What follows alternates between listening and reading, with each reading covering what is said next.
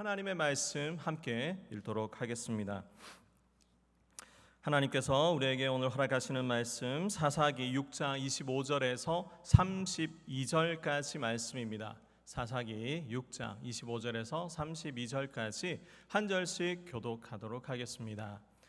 그날 밤에 여호와께서 기드온에게 이르시되 내 아버지에게 있는 수소 곧 7년 된 둘째 수소를 끌어오고 내 아버지에게 있는 바알의 제단을 헐며 그 곁에 아세라 상을 찍고 또 이 산성 꼭대기에 내 하나님 여호와를 위하여 규례대로 한 제단을 쌓고 둘째 수소를 잡아 내가 찍은 아세라 나무로 번제를 드릴지니라 하시니라. 이에 기드온이 종 10사람을 데리고 여호와께서 그에게 말씀하신 대로 행하되 그의 아버지의 가문과 그 성읍 사람들을 두려워하므로 이 일을 감히 낮에 행하지 못하고 밤에 행하니라. 아침에 일찍이 일어나 본즉 바알의 제단이 파괴되었으며 그 곁에 아세라가 찍혔고 새로 쌓은 제단 위에 그 둘째 수소를 드렸는지라. 서로 물어 이르되 이것이 누구의 소행인가 하고 그들이 캐어 물은 후에 이르되 요아스의 아들 기드온이 이를 행하였다 하고 성읍 사람들이 요아스에게 이르되 내 아들을 끌어내라. 그는 당연히 죽일지니 이는 바알의 제단을 파괴하고 그 곁에 아세라를 찍었음이니라 하니 요아스가 자기를 둘러선 모든 자에게 이르되 너희가 바알을 위하여 다투느냐 너희가 바알을 구원하겠느냐 그를 위하여 다투는 자는 아침까지 죽임을 당하리라. 바알이 과연 신일진데 그의 제단을 파괴하였은즉 그가 자신을 위해 다툴 것이니라 하니라. 그날에 기드온을 여룻바알이라 불렀으니 이는 그가 바알의 제단을 파괴하였으므로 바알이 그와 더불어 다툴 것이라 함이었더라. 아멘. 오늘도 하나님의 말씀 앞에 또 수요 예배에 나오신 모든 성도님들과 젊은이들을 진심으로 환영하고 축복합니다. 저는 3년 전까지만 해도 이곳에서 이제 젊은이들 일부를 섬기던 정희균 강도사입니다. 지금은 젊은이 2부에서 명제에서 섬기고 있습니다. 오늘도 하나님의 말씀을 통해 은혜가 넘치기를 소망합니다. 우리 말씀을 전하기 전 우리 옆에 분들에게 축복하면서 말씀을 시작했으면 좋겠습니다. 성령님께서 함께 하십니다. 한 번 더 고백할까요? 내 영혼 안전합니다. 네, 믿으십니까? 오늘도 이 시간 우리 안에 이미 임재해 계신 성령님께서 역사하시는 줄 믿습니다. 사람의 말이나 사람의 준비나 사람의 계획이 아닌 하나님의 말씀 가운데 은혜가 있기를 소망하고 그 말씀이 여러분에게 진정한 힘이 되기를 바랍니다. 사랑하는 성도 여러분, 기드온의 300용사를 들어보셨습니까? 네, 다윗과 골리앗 또 솔로몬의 재판처럼 성경의 가장 놀라운 역사 가운데 빠지지 않고 나오는 기드온의 300용사, 참으로 유명한 성경 속 이야기지요. 기드온, 그는 미디안과 아말렉에 13만 5천 명이나 되는 적군을 300명으로 물리쳤습니다. 할렐루야. 너무 놀라운 사실이지요. 실은 이스라엘 군을 모았을 때 3만 2천 명이 되었습니다. 그런데 사실 13만 대 3만으로 붙는다 해도 만만치 않은 그 전쟁에 하나님께서 말씀하셨지요. 3만 1,700명을 보내라. 이것이 너희가 자고할까 하노라 라는 하나님의 말씀에 기드온은 그 말씀대로 순종하여 300명으로 승리케 한 주인공이었지요. 그런 그를 성경은 두 가지의 이름으로 더 부릅니다. 기드온이라는 이름도 있지만 여룻바알과 여룻베색이라는 이름이지요. 성경에 기록된 내용 중 쓸모없는 것이 한 가지라도 있겠습니까? 하나님께서 분명히 뜻하심이 있어 그것을 우리에게 짚어주신 것이지요. 그에게 이제 여룻바알이라고 부른 이유는 오늘 본문 32절이 밝힙니다. 우리 한 목소리로 함께 읽어보겠습니다. 그날에 기드온을 여룻바알이라 불렀으니 이는 그가 바알의 제단을 파괴하였으므로 바알이 그와 더불어 다툴 것이라 함이었더라. 아멘. 즉 여룻바알의 뜻이 등장했습니다. 바알이 그와 더불어 다툴 것, 이것을 쉽게 표현하면 바알과 싸우는 자입니다. 그럼 오늘 설교 제목인 여룻베색은 무엇인가? 이 사사기서를 지나서 사무엘서에 다다라야 만날 수 있는데요, 사무엘하 11장 21절 말씀입니다. 등장하는 여룻베색을 한번 읽어보겠습니다. 여룻베색의 아들 아비멜렉을 쳐 죽인 자가 누구냐? 여인 하나가 성에서 맷돌 윗짝을 그 위에 던짐에 그가 데베스에서 죽지 아니하였으냐? 어찌하여 성에 가까이 갔더냐 하시거든 네가 말하기를 왕의 종 햇사람 우리야도 죽었나이다 하라. 아멘. 기드온에게는 70 아들이 있었습니다. 그 아들 중에 막내인 요담을 제외하고 69명을 죽인 첩의 아들이 바로 지금 등장한 아비멜렉입니다. 그는 자신을 왕이라 칭했지만 성경이 밝히는 것처럼 여인이 던진 맷돌 윗짝에 죽어버리는 허무한 인생의 인물이었습니다. 여기 아비멜렉의 아비가 기드온이므로 여룻베색이라 표현한 인물을 기드온으로 볼 수 있지요. 결국 그의 이름을 성경은 세 가지로 표현하며 그를 통한 세계관적 업적과 평가에 대해 우리가 생각해 보아야 할 점을 다각화해 준다는 것을 알게 됩니다. 여룻베색, 이 이름도 해석하기가 쉽습니다. 왜냐하면 여룻바알을 생각할 때 이 무엇에 대한 싸움이라는 것을 의미하니까요. 베색만 알면 되는데, 베셋은 바알의 다른 이름이기도 한 보셋에 어간을 두고 있습니다. 이 의미는 부끄러움, 수치라는 뜻이 되지요. 즉 바알의 수치를 드러냄이라는 의미가 되고 바알의 수치와 싸우는 자라는 의미도 되는 것입니다. 수치, 부끄러움, 바로 그곳, 그 허무한 우상들의 실상을 보려는 것이지요. 오늘 이 측면에서만 기드온을 살펴보고자 여룻베셋이라는 이름을 등장시켰습니다. 여룻베셋, 바알의 수치와 싸우는 기드온을 통해 하나님께서 보여주시고자 하는 것은 명확합니다. 헛된 우상의 빈 껍데기와 그 허무함, 헛된 우상의 빈 껍데기와 그 허무함을 명확히 보여주시고자 하시는 것이지요. 우상은 아무 힘이 없습니다. 믿으십니까? 할렐루야. 명확합니다. 그러나 그것은 믿음이 있는 사람들에 한해서입니다. 기억하십시오. 하나님을 향한 믿음이 없으면 우상은 굉장히 큰 힘을 가진 것으로 착각하게 하고 많은 이들이 그 시선에서 떠나지 못합니다. 오늘 본문 속에 등장한 기드온이 물리친 바알과 아세라상이 그렇습니다.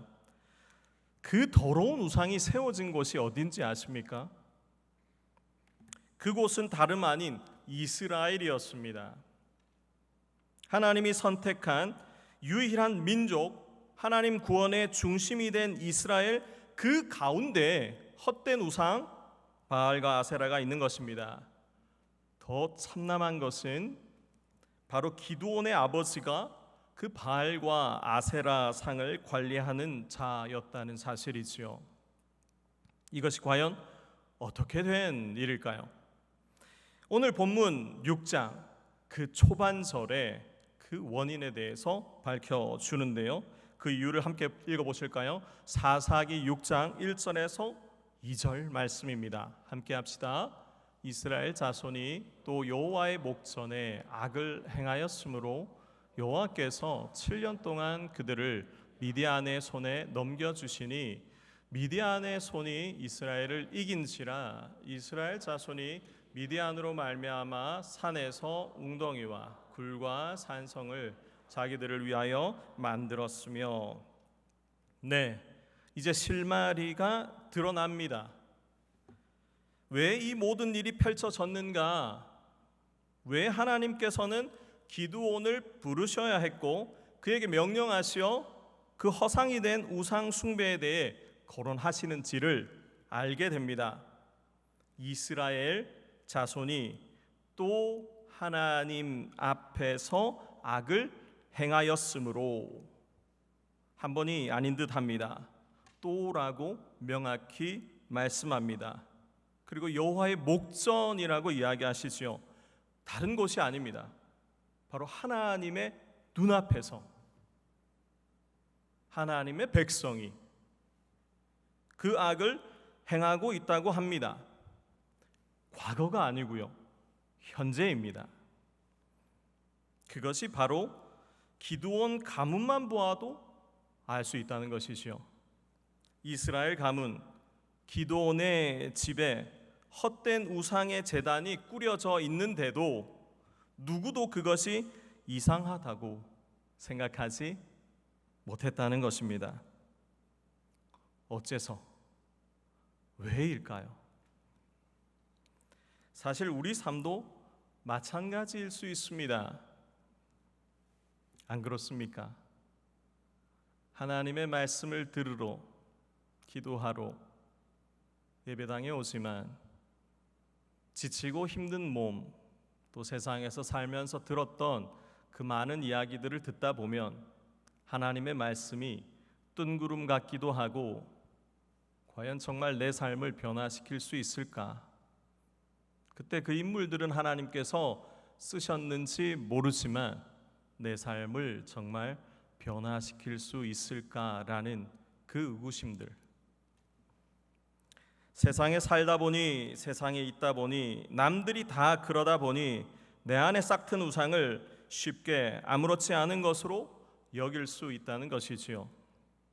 그래서 하나님께서는 이리 말씀하십니다. 원인에 대한 결과이지요. 똑같은 사사기 6장 11절에서 14절 말씀인데요, 우리 교독하도록 하겠습니다. 여호와의 사자가 아비에셀 사람 요아스에게 속한 오브라에 이르러 상수리 나무 아래에 앉으니라.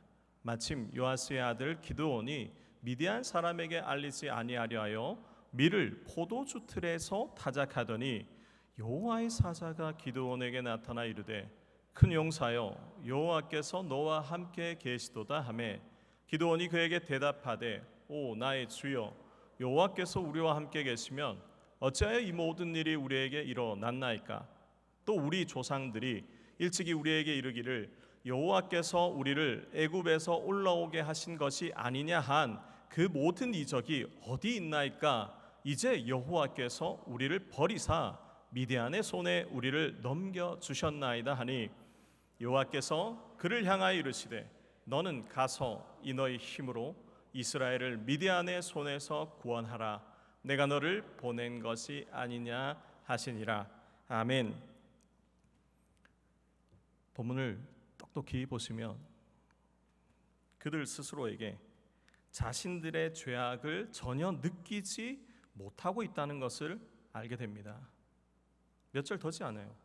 1, 2절에서 하나님께서 그들을 바라보며 평가하신 것은 죄악이 관영한데 하나님의 눈앞에서도 그 죄악을 저지른다라고 하셨는데, 그 대표격인 기드온에게 하나님께서 말씀하시는 이 순간에도 하나님 불공평합니다.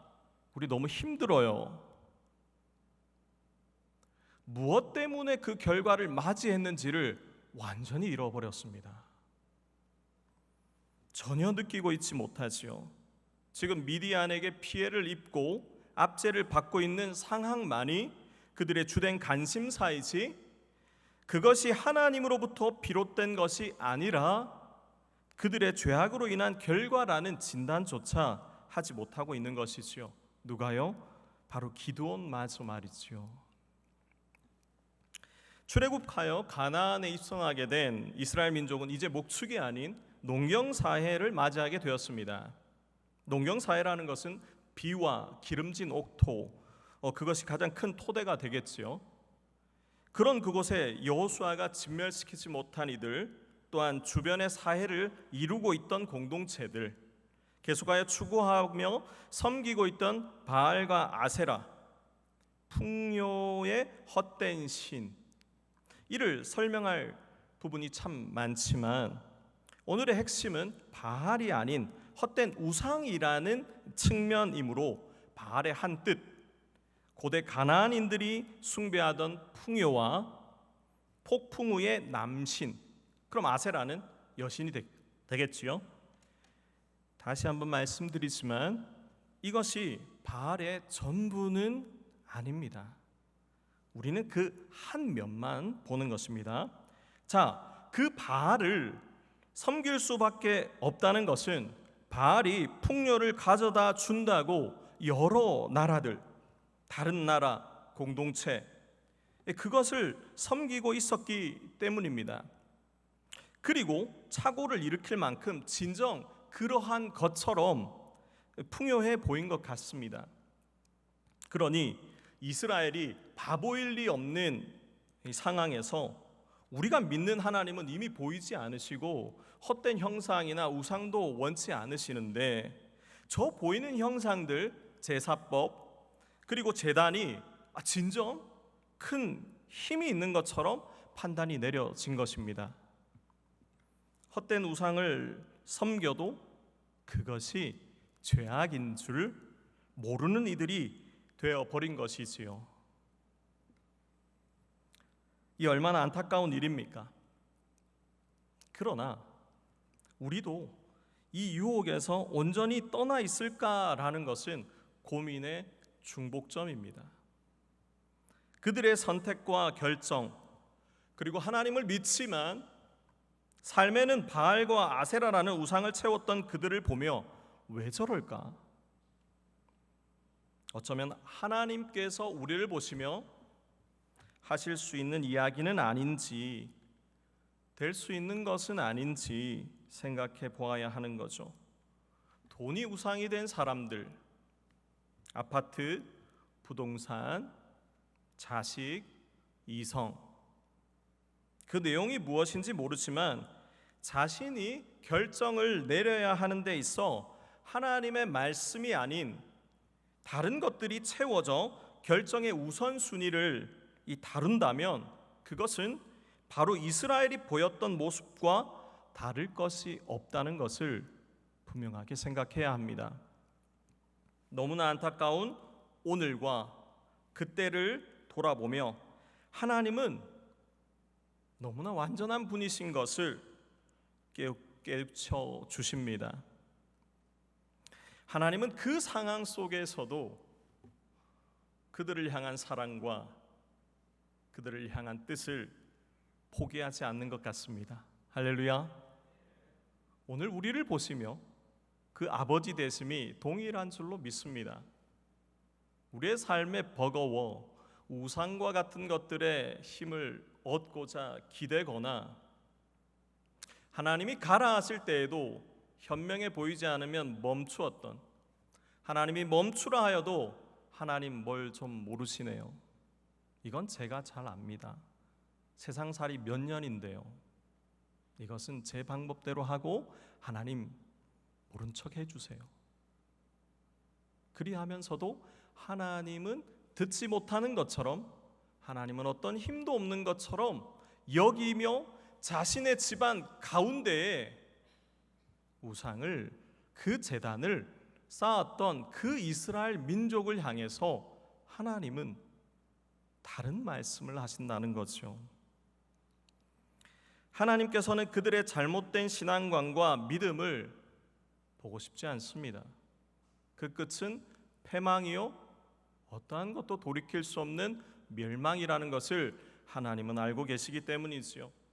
그래서 마음이 아프지만 미디안을 사용하셨습니다. 제게도 소중한 자녀 4명이 있습니다. 여러분, 자녀들이 있으면 너무너무 행복합니다. 이 걱정할 것이 많은데도요, 그 아이들이 뛰어다니는 걸 보면 아시죠? 그냥 시름이 다 잊혀지고 그냥 미소가 띄어진다는 걸요. 근데요, 참 안타까울 때도 있습니다. 그 아이들이 다른 곳에 가서 남을 방해하거나 또 못 살게 굴 때, 요즘 우리 막내 결이가 이제 24개월인데 공룡을 너무 좋아하게 되었습니다. 크렁 흉내를 내면서 누군가의 발을 밟는 것 너무 좋아하게 되었습니다. 그러다 보니 어떻겠습니까? 영화부의 다른 친구들의 발을 황 너무너무 마음이 아프지요. 그러면 부모된 마음으로 잘한다 잘한다 잘한다, 내 새끼 잘하네 할 수 없지요. 잘하는 것 같지요. 기주 안 죽고 잘 살면 얼마나 좋습니까? 그러나 피해를 끼치고 있다면 사랑의 매를, 종이를 감아서라도 이거 아니야 라고 말을 해주는 것이 진정한 부모이지요. 오늘 우리 하나님도 그렇습니다. 하나님 우리의 축복만 주고 싶어요. 정말 사랑만 하며 행복하기를 원합니다. 그러나 잘못된 길을 가고 있는데 잘한다라고 말할 수는 없지요. 그래서 미디안을 사용하시는 것입니다. 그들이 돌아오길 바라며 내리신 결정이었지 그 고통을 바라보기 위해서가 아니라는 시선을 분명히 맞이해야 합니다. 암과 같습니다. 죄악은요, 질병입니다. 우리를 어떠한 길로 끌고 가느냐? 하나님과 단절시키고 교만의 끝을 이루어 하나님 없이도 살 수 있는 것처럼 생명의 근원이 없어도 된다는 착각을 가지게 하는 것이 바로 죄악이라는 것이지요. 하나님은 죄악에 허용하는 법을 구원 이후 주신 것이 아닙니다. 우리는 성화의 길을 가야 되는 것이지, 구원 얻었으니까 미래의 죄도 다 용서받은 양 살아가는 것이 하나님의 기쁘신 뜻은 아니라는 거죠. 죄의 면제권을 주신 것이 아니라 죄라는 것을 치운 채 하나님의 자녀다움, 왕의 자녀다운 권세와 믿음으로 나아가기를 원하셨다라는 것을 우리는 기억해야 되는 것이지요. 하나님께서는 그 싹터버린 죄악의 시초를 버려야 한다는 것을 오늘 이 말씀을 통해 우리에게 짚어주고 있다라는 것입니다. 그들을 압제하게 만든 모든 현상은 그저 진정한 능력되는 하나님께로 돌아오라고 하시는 하나님의 사랑의 매라는 것이지요. 이것을 그들은 보지 못하고 지금 우리만 보고 있는 것입니다. 진멸과 파괴로 일삼아진 삶 속에 그 마음 아픈 이스라엘이 돌이킬 수 있도록 기도를 깨우치게 하셨지요. 그 험난한 그 참혹한 삶 속에서 그들은 드디어 부르짖어 하나님을 찾습니다. 하나님이 해답이라는 것을, 그 실마리와 같은 빛을 찾아가기 시작한다는 것이지요. 하나님은 그때 한 선지자를 세우셨으니 그가 바로 우리가 기억해야 할 여룹베셋, 여룹바알, 기드온이지요. 헛된 우상 바알과 싸우는 자, 그를 들어 쓰시는 분이 바로 그 명령을 내리시는 하나님이십니다. 할렐루야. 그에게 하나님께서 첫 명령을 내리시는데 그의 단호함과 더불어 그의 연약함이 그대로 묻어나오는 모습을 직면합니다. 오늘 본문 말씀인데요, 25절에서 28절까지 우리 함께 읽어보겠습니다. 그날 밤에 여호와께서 기드온에게 이르시되 내 아버지에게 있는 수소 곧 7년 된 둘째 수소를 끌어오고 내 아버지에게 있는 바알의 제단을 헐며 그 곁에 아세라 상을 찍고 또 이 산성 꼭대기에 내 하나님 여호와를 위하여 규례대로 한 제단을 쌓고 그 둘째 수소를 잡아 네가 찍은 아세라 나무로 번제를 드릴지니라 하시니라. 이에 기드온이 종 10사람을 데리고 여호와께서 그에게 말씀하신 대로 행하되 그의 아버지의 가문과 그 성읍 사람들을 두려워하므로 이를 감히 낮에 행하지 못하고 밤에 행하니라. 그 성읍 사람들이 아침에 일찍이 일어나 본즉 바알의 제단이 파괴되었으며 그 곁에 아세라가 찍혔고 새로 쌓은 제단 위에 그 둘째 수소를 드렸는지라. 그에게 하나님께서 그 더러운 헛된 우상들의 신상을 다 헐고 찍어버리며 그 꼭대기에 여호와를 위하여 말씀하신 규례대로 제단을 쌓아 하나님 흠양하시는 둘째 수소로 번제를 드리라고 말씀하셨지요. 드디어 하나님의 백성이 하나님의 말씀대로 예배를 드리는 일이 하나님의 명령으로 하나님께서 등장시킨 기드온을 통해 나타났습니다. 세상 모두가 하나님의 사람들마저 진실인 양 따르던 바알과 아세라 상이 완전히 부서지는데, 여러분은 아시다시피 그것들은 본래 존재하지도 않았고 어떤 힘도 없기에 막을 수도 없고 방어조차 할 수 없는 그저 조각품이지 않습니까? 그것을 하나님께서 하나님의 사람을 들어 완전히 산산조각을 내버린 것입니다. 하나님께서는 드디어 밝히는 것이지요, 거기에 빠져 살 때 전혀 보지 못하였던 바알의 실체와 수치와 어떤 힘도 없는 존재인 것을 이스라엘과 모든 종족과 지금 이곳에 있는 우리에게까지 선포하시며 알려주신 것입니다. 그것을 누구를 통해서입니까? 그 압제하는 민족 미디안, 현실이잖아요. 그들이 두려워서 그냥 넓은 마당에서 밀을 까고 수확을 해야 되는데, 숨겨진 곳 그 움푹 패인 포도주 틀에서 밀을 타작하던 자, 그를 들어서 하나님의 위대하심과 하나님의 전능하심을 보여주고 계시는 것이죠. 사랑하는 여러분, 들리십니까? 우리에게도 동일히 하시는 하나님의 음성을 기드온이 실행한 이 첫 행동을 통해 이스라엘은 깨달아야 했습니다. 그러나 그들은 그 실행을 한 순간에도 하나님을 바라볼 수 있는 믿음이 없어 보입니다. 왜냐고요? 그들은 이렇게 외칩니다. 기드온을 데려오라. 지금 당장 자신들이 그를 죽이겠다는 것이지요. 자기들의 신도 아니었습니다. 그저 주변 나라를 보며 따라하게 된 신상의 신이라 부르는 무존재를 위해 그들은 발벗고 나선 것입니다. 참 이해할 수 없는 모순입니다.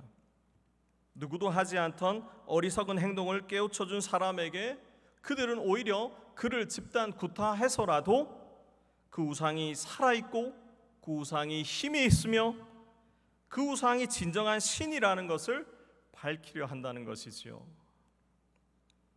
암담하지만 그것이 실상입니다. 우상에 빠져버리면요, 다른 것이 들리지 않습니다. 우리의 눈을 멀게 한 그 어떤 존재일지 모를 그 모든 것들이요, 우리가 진정으로 판단해야 될 것들을 판단하지 못하게 막는다는 것을 오늘 본문을 통해서 우리는 직면하게 된다는 것이죠. 암담하지만 죄를 지적하거나 발견했을 때 회개가 아닌 후회나 다른 핑계를 찾는 자신의 모습을 보신다면 그들의 이 장면이 나를 오버랩시키고 있다는 것을 염두에 두셔야 합니다. 사랑하는 하나님께서 아니라고 말씀하시면 아닌 것입니다. 믿으십니까? 그럼 하나님께서 하라 하시면 어떻게 해야 합니까? 아멘, 순종해야 합니다. 하나님, 이건 이렇게 하는 거 아닙니다. 내가 세상을 살아봐서 그리 말씀하지 마십시오. 하나님께서 말씀하신 것이 온 우주를 창조하신 이의 온전한 길이며 법이라는 그 사실을 우리의 신앙의 기저 속에, 믿음의 중심에 온전히 세우셔야 합니다. 그렇지 않으면 오늘 우리가 보고 있는 이 이스라엘의 모습이 우리에게서도 온전히 떠날 수 있다, 뿌리채 뽑을 수 있다라고 말할 수 없습니다. 하나님께서는 오늘도 우리의 음성을 들으시는 줄 믿습니다. 그리고 들으신 대로, 믿음대로 응답하시는 것을 잊어서는 안 되는 것이죠. 하나님은 우리의 모든 것을, 일거수일투족을 다 바라보시며 감찰하시고 책임지시며 함께 하자라고 말씀하십니다. 초두의 찬양 가운데 은혜를 받았던 것처럼 성령이 이 자리에 함께하고 계십니다. 믿으십니까? 그분이 우리를 지키십니다. 믿으십니까? 우리가 헛되게 바라보았던 돈이나 부동산이나 통장의 잔고나 어떤 다른 이성이나 그런 헛된 것들이 우리를 보호하고 지켜주시는 것이 아니라 왕 중의 왕 되신 하나님만이 우리의 온전한 보호자 되시며 우리의 든든한 믿음의 근원 되시는 줄 믿으시길 바랍니다. 하나님의 말씀입니다. 우리 마지막 나누고자 하는 핵심인데요, 우리 함께 한번 말해보았으면 좋겠습니다. 헛된 우상을 함께 읽을 수 있을까요? 네, 함께 읽어보겠습니다. 헛된 우상을 무너뜨릴 때 큰 일을 감당할 수 있습니다. 다시 한 번 더요. 헛된 우상을 무너뜨릴 때 큰 일을 감당할 수 있습니다. 이 마지막 하나님의 말씀 29절에서 32절을 함께 읽어보겠습니다. 함께 합시다. 서로 물어 이르되 이것이 누구의 소행인가 하고 그들이 캐어 물은 후에 이르되 요아스의 아들 기드온이 이를 행하였다 하고 성읍 사람들이 요아스에게 이르되 내 아들을 끌어내라. 그는 당연히 죽을지니 이는 바알의 제단을 파괴하고 그 곁에 아세라를 찍었음이니라 하니 요아스가 자기를 둘러선 모든 자에게 이르되 너희가 바알을 위하여 다투느냐? 너희가 바알을 구원하겠느냐? 그를 위하여 다투는 자는 아침까지 죽임을 당하리라. 바알이 과연 신일진데 그의 제단을 파괴하였은즉 그가 자신을 위해 다툴 것이니라 하니라. 그날에 기드온을 여룹바알이라 불렀으니 이는 그가 바알의 제단을 파괴하였으므로 바알이 그와 더불어 다툴 것이라 함이었더라. 아멘. 누구의 소행인가? 누구의 짓이란 말인가? 네 아들이 행했다. 끌어내라. 그를 당연히 죽을지니 바알의 제단을 파괴하고 그 곁에 아세라를 찍었기 때문이다. 바알이 어디에 있고 아세라는 어디에 있습니까? 없습니다. 단지 그것에 기울여 세상의 것, 농경의 풍요와 곡식의 융성함을 위해 자신의 믿음과 자신의 신념을 저버린 이들의 허상에 불과한 것이지요. 세상의 헛된 우상에 빠져버리면 우리도 이와 동일한 모습으로 설 수밖에 없습니다. 있어 보이는 허상, 없는 것을 아는데도 결과에 집착한 나머지 하나님의 말씀이 들리지 않는 무시무시한 제약의 시작, 우상 숭배. 사랑하는 여러분, 여러분의 우상은 무엇입니까? 그것이 무엇이 되었든 진정으로 그것은 여러분을 지켜주지 못합니다. 듣지도 않습니다. 들을 수가 없습니다.